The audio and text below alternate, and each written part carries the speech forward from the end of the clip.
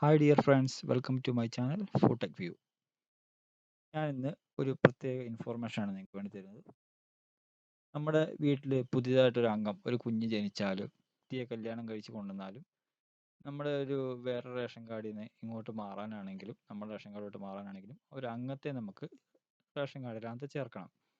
അതിനായിട്ട് നമ്മളിപ്പോൾ ചെയ്യുന്ന കാര്യം എന്ന് വെച്ച് കഴിഞ്ഞാൽ നമ്മൾ സിവിൽ സപ്ലൈ ഓഫീസിൽ പോയിട്ട് അവിടെ നമ്മൾ അപേക്ഷ കൊടുത്ത് നമ്മൾ ആഡ് ചെയ്യുകയായിരുന്നു ചെയ്തുകൊണ്ടിരുന്നത്. ഓൺലൈൻ ആയിട്ട് അത് ചെയ്യാനുള്ള സംവിധാനം സർക്കാർ ഏർപ്പെടുത്തിയിട്ടുണ്ടായിരുന്നു. അതിനായിട്ട് നമ്മളിപ്പോൾ അക്ഷയ സെൻറ്ററിലോട്ടൊക്കെ പോകേണ്ട സ്ഥിതിയാണ്. നമുക്ക് അക്ഷയയിൽ പോവാതെ തന്നെ നമുക്ക് സ്വന്തമായിട്ട് ഇത് വീട്ടിലിരുന്ന് എങ്ങനെ ചെയ്യാം എന്നാണ് ഞാനിന്നിവിടെ കാണിച്ചു തരുന്നത്. അപ്പോൾ വീഡിയോ മൊത്തത്തിൽ എല്ലാവരും കാണുക. സ്കിപ്പ് ചെയ്ത് തന്നെ നമുക്ക് പെട്ടെന്ന് മനസ്സിലാവില്ല. അത് അപ്ലോഡ് ചെയ്യേണ്ട ഫയലുകളൊക്കെ കറക്റ്റായിട്ട് ശ്രദ്ധിക്കണം. അതുകൊണ്ട് വീഡിയോ സ്കിപ്പ് ചെയ്യാതെ പൂർണ്ണമായും കാണുക കേട്ടോ.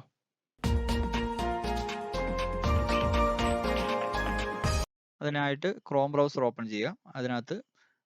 അതിനകത്ത് സിവിൽ സപ്ലൈസിൻ്റെ സൈറ്റ് അഡ്രസ് അടിച്ചു കൊടുക്കുക.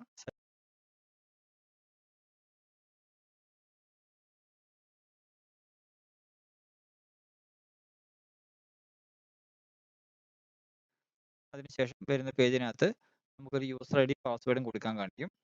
നമുക്ക് പുതിയതായിട്ട് അക്കൗണ്ട് ക്രിയേറ്റ് ചെയ്തതുകൊണ്ട് താഴെ ക്രിയേറ്റ് ആൻ അക്കൗണ്ട് എന്നൊരു ഓപ്ഷൻ ഉണ്ട്. അതിനകത്ത് ക്ലിക്ക് ചെയ്ത് അക്കൗണ്ട് ക്രിയേറ്റ് ചെയ്യേണ്ടതാണ്.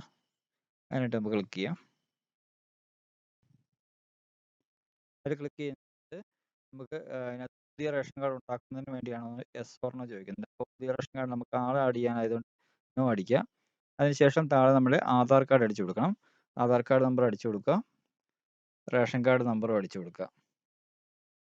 അതിനുശേഷം താഴെ എഗ്രി എന്നുള്ള ടിക്ക് ചെയ്ത് വാലിഡേറ്റ് എന്ന ഓപ്ഷൻ കൊടുത്തു കഴിഞ്ഞിട്ടുണ്ടെങ്കിൽ ആ റേഷൻ കാർഡിൻ്റെ ഡീറ്റെയിൽസ് താഴെ വരും.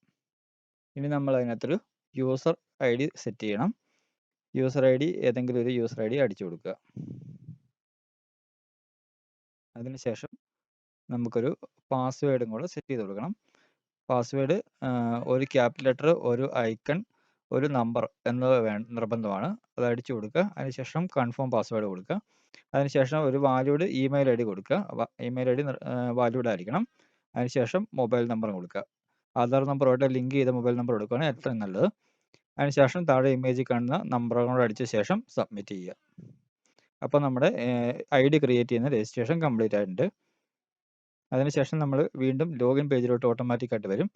അവിടെ നമ്മുടെ ഐ ഡിയും പാസ്വേഡും കിടപ്പുണ്ടാവും. നമ്മൾ ഈ ഇമേജിൽ കാണുന്ന നമ്പർ അടിച്ചു കൊടുത്ത് ലോഗിൻ ചെയ്ത് കഴിഞ്ഞാൽ ഇങ്ങനെ ഒരു പേജ് വരും. ഇതിനകത്ത് മേളിൽ ഈ സർവീസ് എന്നുള്ള ഓപ്ഷനിൽ ക്ലിക്ക് ചെയ്ത് കഴിഞ്ഞാൽ ഇങ്ങനെ ഒരു ഓപ്ഷൻ വരും.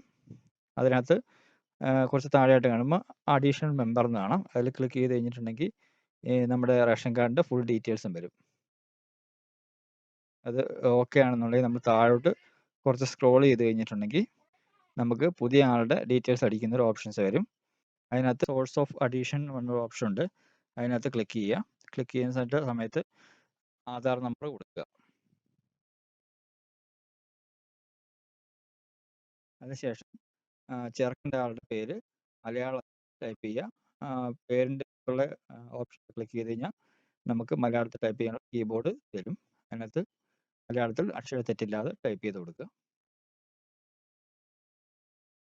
അതിനുശേഷം ഓക്കെ അടിക്കുക. അതിനുശേഷം അംഗത്തിൻ്റെ പേര് ഇംഗ്ലീഷിൽ സ്പെല്ലിംഗ് മിസ്റ്റേക്ക് ഇല്ലാതെ ടൈപ്പ് ചെയ്യുക. ജനനത്തീയതി സെലക്ട് ചെയ്ത് കൊടുക്കാം. ഇതൊക്കെ ആഡ് ചെയ്യേണ്ട ആളുടെയാണ് ഡീറ്റെയിൽസ് കൊടുക്കേണ്ടത് കേട്ടോ.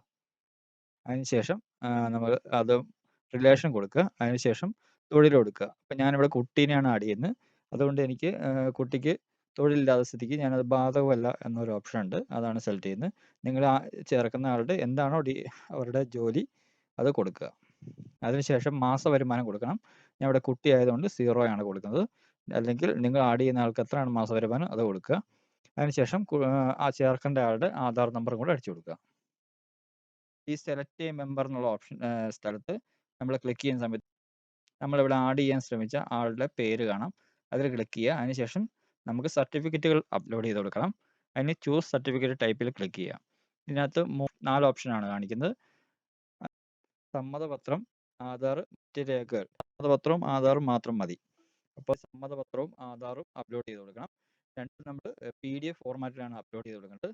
സമ്മതപത്രം എങ്ങനെയാണെന്ന് വെച്ച് കഴിഞ്ഞാൽ ഒരു വൈറ്റ് പേപ്പറിൽ എടുത്തിട്ട് നമ്മൾ സിവിൽ സപ്ലൈസിലോട്ട് 2 വെച്ച ശേഷം നമ്മുടെ ഫ്രം അഡ്രസ്സും വെച്ചിട്ട് എൻ്റെ റേഷൻ കാർഡിൽ ഇന്ന നമ്പർ റേഷൻ കാർഡിൽ ഇന്നയാളെ ആഡ് ചെയ്യുന്നതിൽ എനിക്ക് പൂർണ്ണ സമ്മതമാണെന്ന് എഴുതിയ ശേഷം താഴെ ഡേറ്റും പേരും എഴുതി സിഗ്നേച്ചർ ചെയ്ത ശേഷം അത് സ്കാൻ ചെയ്ത് PDF ഫോർമാറ്റിലോട്ട് ആക്കിയ ശേഷമാണ് സമ്മതപത്രമായിട്ട് ആഡ് ചെയ്യേണ്ടത്.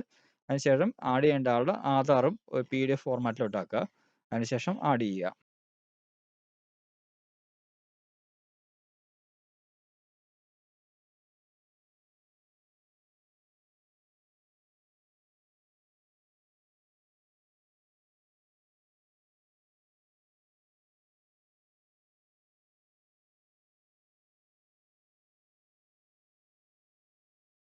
ആഡ് ചെയ്ത ശേഷം താഴെ കാണുന്ന സബ്മിറ്റ് എന്ന കോളത്തിൽ ക്ലിക്ക് ചെയ്യുക. അതിനുശേഷം യെസ് കൊടുക്കുക. ഇപ്പോൾ വരുന്ന പേജിനകത്ത് നമ്മുടെ ആപ്ലിക്കേഷൻ നമ്പർ ഉണ്ടാവും. ഇതൊന്ന് ഫോട്ടോ എടുത്ത് വെക്കുക, അല്ലെങ്കിൽ ഒന്ന് എഴുതി വെക്കുക. ഓക്കെ അടിക്കുക.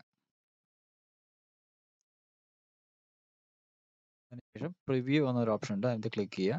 അപ്പോൾ നമുക്കൊരു സർട്ടിഫിക്കറ്റ് PDF ഫോർമാറ്റിൽ വരും. ഇത് പ്രിൻ്റ് എടുത്ത ശേഷം ഇതിനകത്ത് റേഷൻ കാർഡിൻ്റെ ഉടമ പേരെഴുതി സൈൻ ചെയ്ത് ഇതും PDF ഫോർമാറ്റിലോട്ട് തിരിച്ചു വന്ന ശേഷം അവിടെ ചൂസ് സർട്ടിഫിക്കറ്റ് ടൈപ്പിൽ ക്ലിക്ക് ചെയ്താൽ സിഗ്നേച്ചർ ആപ്ലിക്കേഷൻ കാണാം. അത് ക്ലിക്ക് ചെയ്ത് നമ്മളിപ്പോൾ സേവ് ചെയ്ത് വെച്ച ഫോട്ടോ അറ്റാച്ച് ചെയ്ത് കൊടുക്കുക.